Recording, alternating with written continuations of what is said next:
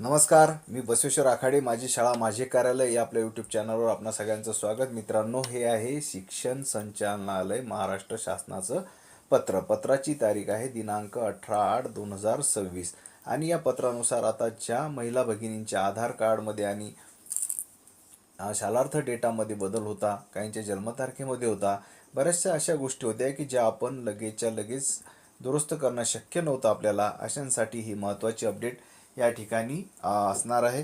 आणि या अपडेटनुसार बघा, या पत्राचा विषय आहे मित्रांनो, शालार्थ प्रणालीतील शिक्षक शिक्षकेतर कर्मचाऱ्यांची KYC पूर्ण करण्यास मुदतवाढ मिळण्याबाबत. बघा, म्हणजे आता काय, अगदी ऑगस्टचा पगार बंद होईल असं आता डोक्यातून काढून टाका, कारण या गोष्टीसाठी शासनानं या ठिकाणी मुदतवाढ दिली आहे. आणि सगळे अधीक्षक वेतन पथक सर्व म्हणजे महाराष्ट्रातील सर्व वेतन पथक अधीक्षकांना तसेच शिक्षण संचालक वगैरे सगळ्यांना या ठिकाणी शिक्षण अधिकारी यांना सुद्धा या पत्राबाबत हे पत्र त्यांच्या नावाने उल्लेखित या ठिकाणी आहे.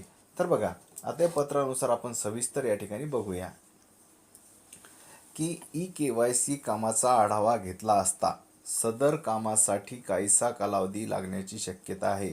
त्यामुळे व्यवस्थापनाच्या अंशतः अनुदानित जिल्हा परिषद प्राथमिक माध्यमिक शाळेतील शालार्थ प्रणाली वेतन घेणाऱ्या शिक्षक शिक्षकेतर कर्मचाऱ्यांची KYC बघा या ठिकाणी 20 सप्टेंबर 2026 पर्यंत पूर्ण करण्यास मुदतवाढ देण्यात येत आहे. म्हणजे अगदी आता आपल्याकडे वेळ आहे, अगदी आपल्याला थोडं गती घ्यावं लागणार आहे, कारण या कामासाठी आता 20 सप्टेंबरपर्यंत गती देण्यात आलेली आहे. परंतु जर बघा पुढे काय उल्लेख केलेला आहे की 20 सप्टेंबर 26 पर्यंत KYC पूर्ण न केल्यास संबंधित शिक्षक शिक्षकेतर कर्मचारी यांचे ऑक्टोबर 26चे वेतन देयक नोव्हेंबर 26मध्ये आहरित करण्यात येणार नाही. म्हणजेच काय, तर ऑगस्टचं वेतन निघणार, सप्टेंबरचे निघणार, आणि एवढा कालावधी पुरेसा आहे मित्रांनो की ह्या गोष्टी आपल्याला त्या ठिकाणी आधार आणि ते अपडेट करावे लागणार आहेत. त्यासाठी हा पुरेसा वेळ या ठिकाणी शासनाच्या वतीनं देण्यात आलेला आहे.